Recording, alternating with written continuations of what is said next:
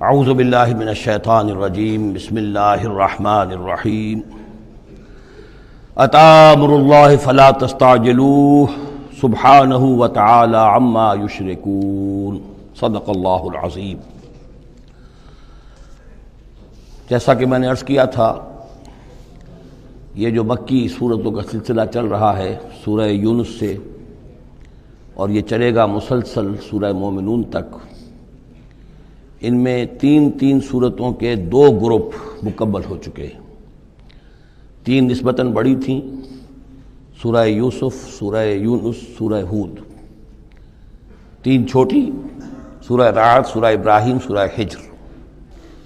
سورہ ہجر جو ہے وہ منفرد نوعیت کی صورت، اور اپنے زمانہ نزول کے اعتبار سے بھی وہ ابتدائی دور کی صورتوں میں سے ہے۔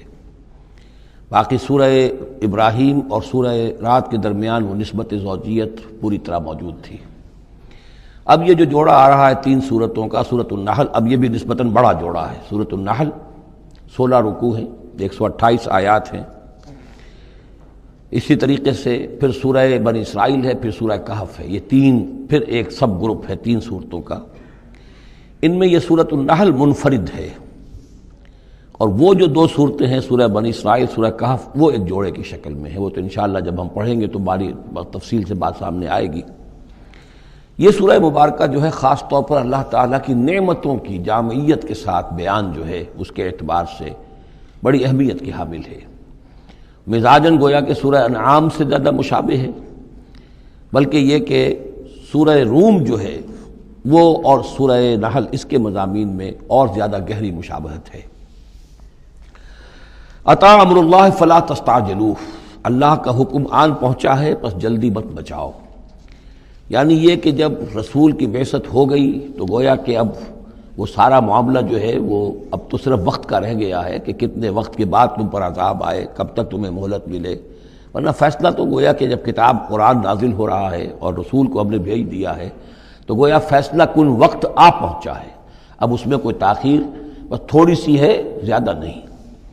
اتی امر اللہ فلا تستعجلوہ سبحانہ وتعالی عما یشرکون، وہ پاک ہے اور بلند و بالا ہے اس سے جو شرک تم کرتے ہو۔ ینزل الملائکۃ بالروح من امرہ علی من یشاء من عبادہ، وہ اتارتا ہے فرشتوں کو اپنے امر کی ایک روح کے ساتھ اپنے بندوں میں سے جس پر چاہتا ہے۔ یہ الفاظ بہت اہم ہیں۔ اتارتا ہے فرشتوں کو، حضرت جبرائیل علیہ السلام ہے کہ جو وحی لے کر آئے۔ کس پر اتارا؟ محمد رسول اللہ صلی اللہ علیہ وسلم علی من یشاء من عبادہ، اپنے بندوں میں سے، انسانوں میں سے جس کو بھی اللہ نے چنا اور پسند کر لیا اس پر حضرت جبرائیل وحی لے کر آئے۔ بالروح من امرہ، اپنے امر، اپنے معاملے کی ایک روح کے ساتھ، اس سے مراد وحی ہے۔ تو یہ بات اچھی طرح سمجھ لیجئے، جیسے کہ سورہ اعراف میں جو آیت آئی تھی الا لہ الامر الا لہ الخلق والامر، تو یہ 2 عالم ہے، عالم خلق، عالم امر۔ عالم امر کا معاملہ یہ ہے کہ اس میں کوئی ٹائم ایلیمنٹ نہیں ہے سرے سے۔ اللہ تعالیٰ کا جو بھی فیصلہ ہوتا ہے انسٹنٹینیس، اس کا امر یہ ہے انما امرہ اذا اراد شیئا فانما یقول له کن فیکون، اس میں کوئی ٹائم ایلیمنٹ نہیں ہے۔ لیکن عالم خلق میں وقت لگتا ہے، 6 دنوں میں آسمان اور زمین بنائے، وقت لگتا ہے۔ آم کی گٹھلی کا ایک درخت جو اس سے بننا ہے اس میں وقت لگے گا۔ عالم خلق میں وقت ہے، اس میں وقت نہیں ہے۔ اور عالم امر کی 3 ہی چیزیں ہیں صرف جو ہمارے علم میں ہیں۔ ایک ملائکہ کا تعلق عالم امر سے ہے، اسی لیے ان کو روح بھی کہا جاتا ہے، روح القدس، روح الامین، نزل بہ الروح الامین، ایدناہ بروح القدس۔ تو ملائکہ بھی روح ہے۔ پھر یہ وحی جو ہے یہ بھی روح ہے، بالروح من امرہ، یہ بھی اللہ کے امر میں سے ایک روح ہے۔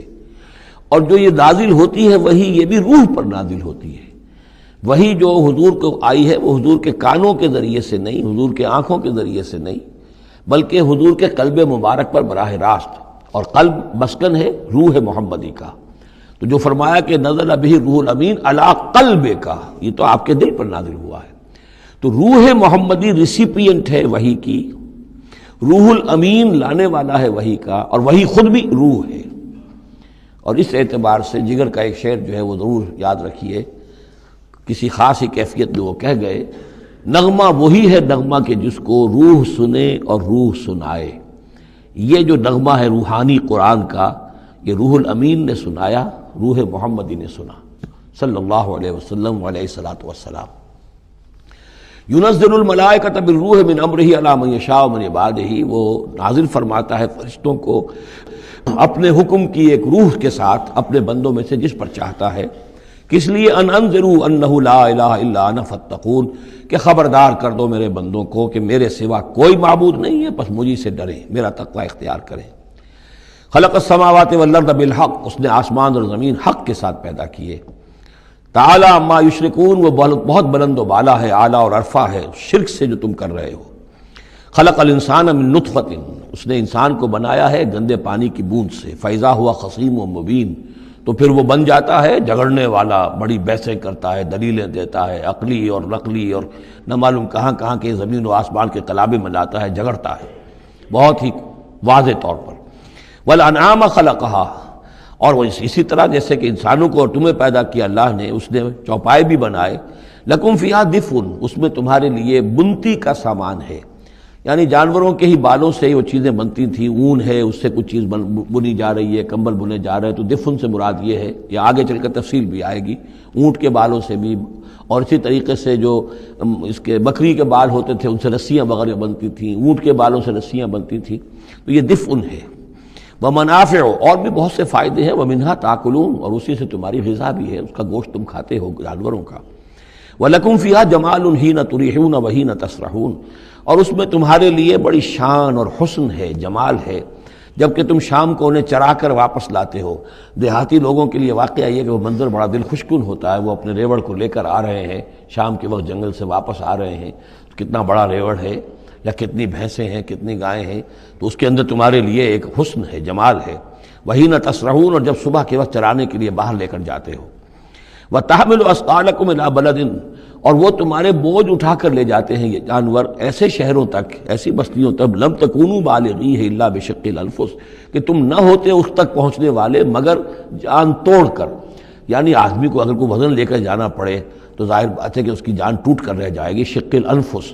لیکن یہ کہ گھوڑے کے اوپر لادا ہوا ہے یا اونٹ پر لادا ہوا ہے، خچروں پر لادا ہوا ہے، اور چلے جا رہے ہیں، ان کا بوجھ جو ہے وہ جانور اٹھا رہے ہیں. ان ربکم لرؤوف الرحیم، یقیناً تمہارا رب جو ہے وہ بہت رؤوف ہے، شفقت فرمانے والا اور مہربان ہے.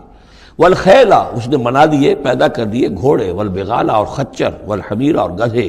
لترکبوها وزینہ، کہ تم اس پر سواری کرو. پھر یہ کہ اس میں تمہارے لیے زیبائش اور آرائش بھی ہے. گھوڑا جو ہے وہ تو بڑا حسین جانور ہے، بڑا باتمکنت جانور ہے. اس کے تو جس کے پاس گھوڑا ہوتا ہے اس کی ایک حیثیت ہوتی ہے. وَيَخْلُقُ مَا لَا تَعْلَمُونَ، اور یہ چیزیں تو وہ ہے جو تم جانتے ہو. اللہ تو اور نہ معلوم کتنی چیزیں پیدا کرتا ہے جن کا تمہیں علم ہی نہیں ہے، تمہیں ابھی اندازہ ہی نہیں ہے. وَعَلَى اللَّهِ قَصْدُ السَّبِيلِ وَمِنْهَا جَائِرٌ، سیدھا راستہ تو اللہ تک پہنچانے والا ہے، باقی اس میں سے ٹیڑھی پگڈنڈیاں نکل جاتی ہیں. یعنی سیدھا راستہ جو ہے صراط مستقیم، وہ اہدنا الصراط المستقیم. کبھی اسے سواء السبیل کہا ہے، قصد السبیل، سواء السبیل، صراط السوی، یہ تمام الفاظ صراط مستقیم یہ ایک سیدھا راستہ توحید کے سیدھے شاہراہ ہے. اللہ تک پہنچتا ہے سیدھا راستہ. ومنہا جائر، لیکن اس سے لوگ مڑ جاتے ہیں ادھر ادھر پگڈنڈیوں پر. وَلَوْ شَاءَ لَهَدَاكُمْ أَجْمَعِينَ، اگر اللہ چاہتا تم سب کو ہدایت دے دیتا، تم سبھی کو سیدھے راستے پر چلاتا. هُوَ الَّذِي أَنزَلَ مِنَ السَّمَاءِ مَاءً، وہی ہے جس نے تمہارے لیے اتارا ہے آسمان سے پانی. لَكُم مِّنْهُ شَرَابٌ، اسی کو تم پیتے ہو. یہی پانی ہے جو بارش بن کر برس رہا ہے، یا یہی وہ چیز ہے کہ جو برف بن کر پہاڑوں پر پڑ رہی ہے، پھر یہی پانی ہے جو تمہارے پینے کے لیے ہے. وَمِنْهُ شَجَرٌ، اسی سے نباتات ہے، اسی سے جو بھی پیدا ہو رہی ہے روئیدگی اسی پانی سے. فِيهِ تُسِيمُونَ، جس میں کہ تم اپنے چوپایوں کو چراتے ہو. ينبت لكم به، اسی پانی کے ذریعے سے اللہ تعالیٰ تمہارے لیے اگاتا ہے. الزرع، کھیتی. والزیتون، اور زیتون. والنخیل، اور کھجوریں. والاعناب، اور انگور. ومن كل الثمرات، اور تمام میوے. ان فی ذلک لآیۃ لقوم یتفکرون، یقیناً اس میں نشانی ہے ان لوگوں کے لیے جو غور و فکر سے کام لیں. وہ اللہ، اس کی کیا شان ہے، اس کی خلاقی، اس کی قدرت، اس کی اس تخلیق کے اندر تنوع ہے، گونا گوں ہے، رنگا رنگی ہے، کیا کیا کچھ اس نے بنایا ہے. وَسَخَّرَ لَكُمُ اللَّيْلَ، اب ایک دوسرے پہلو سے اللہ کی نعمتیں. وَسَخَّرَ لَكُمُ اللَّيْلَ وَالنَّهَارَ، تمہارے لیے دن اور رات کو مسخر کر دیا ہے. دن کا اپنا فنکشن ہے، رات کا اپنا فنکشن ہے. رات نہ ہو تمہیں اطمینان نہ ہو، سکون نہ ہو، راحت نہ ہو، چین نہ آئے، نیند نہ آئے، تو دن میں کام نہیں کر سکتے۔ دن میں بھاگ ہے، دوڑ ہے، محنت ہے، جد و جہد ہے۔ پھر یہ کہ اس دن اور رات کے نظام سے سارا جو یہ نباتاتی نظام ہے اس کا تعلق ہے کہ دن کے وقت جو ہے ان کا جو ریسپیریشن کا سسٹم ہے وہ بالکل الٹا ہو جاتا ہے۔ یہ رات کے وقت کا معاملہ کچھ اور ہے، دن کا وقت کا معاملہ کچھ اور ہے۔ دن میں جو ہے سورج کی تبادت جو آتی ہے اس سے پھر فوٹو سنتھسس کا عمل ہوتا ہے، اور رات کے وقت جو ہے وہ اس کا عمل جو ہے الٹا ہو جاتا ہے، ریسپیریشن جو ہے ان کی۔ تو وہ سخر لکم اللیل والنہار، اور وہ تمہارے لیے اس نے لگا دیا ہے دن اور رات کو تمہارے مطلب اور تمہارے ضروریات کی بہم رسانی میں، والشمس والقمر، اور لگا دیا ہے سورج کو بھی اور چاند کو بھی، والنجوم مسخرات بامرہ، اسی طریقے سے ستارے جو ہیں وہ بھی اللہ کے حکم سے لگے ہوئے ہیں اپنے اپنے کام میں۔ ان فی ذلک لآیات، یقیناً اس میں آیات ہیں، لقوم یعقلون۔ پہلے آیا تھا لقوم یتفکرون، اب آیا لقوم یعقلون، جو عقل سے کام لینے والے ہیں ان کے لیے۔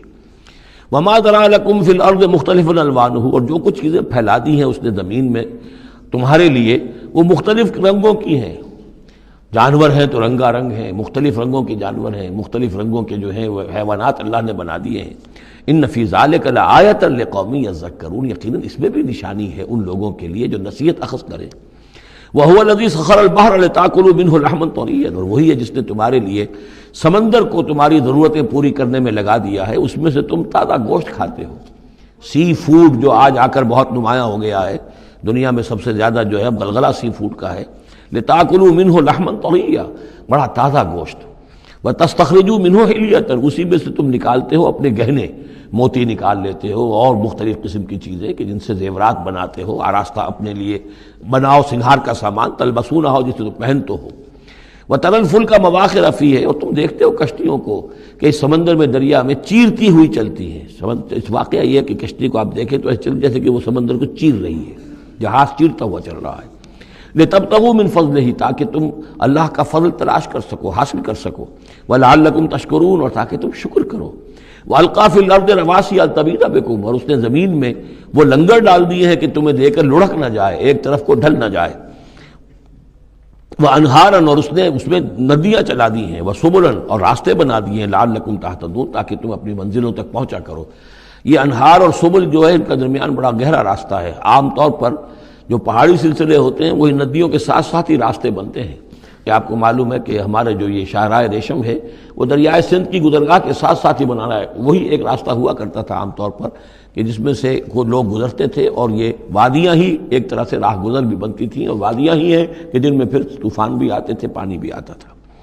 وَأَنْهَارًا وَسُبُلًا لَعَلَّكُمْ تَهْتَدُونَ، وَعَلَامَاتٍ، اور یہ علامتیں بنائی اللہ تعالیٰ نے۔ وَبِالنَّجْمِ هُمْ يَهْتَدُونَ، اور نہ صرف یہ کہ علامتیں اور زمین میں مختلف علامتیں ہیں، بلکہ یہ کہ یہ ستاروں سے بھی یہ راستہ حاصل کرتے ہیں، رہنمائی حاصل کرتے ہیں۔ نیویگیشن ہوتی تھی، ستاروں سے ہوتی تھی، قافلے چلتے تھے راتوں کو تو ستاروں سے اپنے وہ رخ معین کرتے تھے۔ أَفَمَن يَخْلُقُ كَمَن لَّا يَخْلُقُ، تو کیا بھلا وہ جو یہ سب کچھ پیدا کرتا ہے ویسا ہو جائے گا، کیا اس کی طرح ہو جائے گا جو پیدا نہیں کرتا؟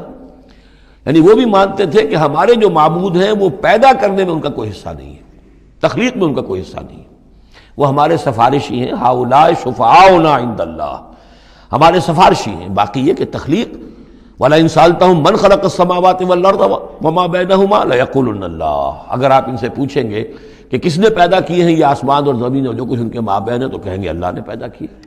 تو اب سوال یہ ہے کہ أَفَمَن يَخْلُقُ كَمَن لَّا يَخْلُقُ، وہ ہستیاں جو پیدا نہیں کرتی کیا وہ برابر ہو جائیں گی اس کے کہ جس نے ان کو پیدا کیا ہے؟ افلا تذکرون، تو کیا یہ نصیحت حاصل نہیں کرتے، سوچتے نہیں؟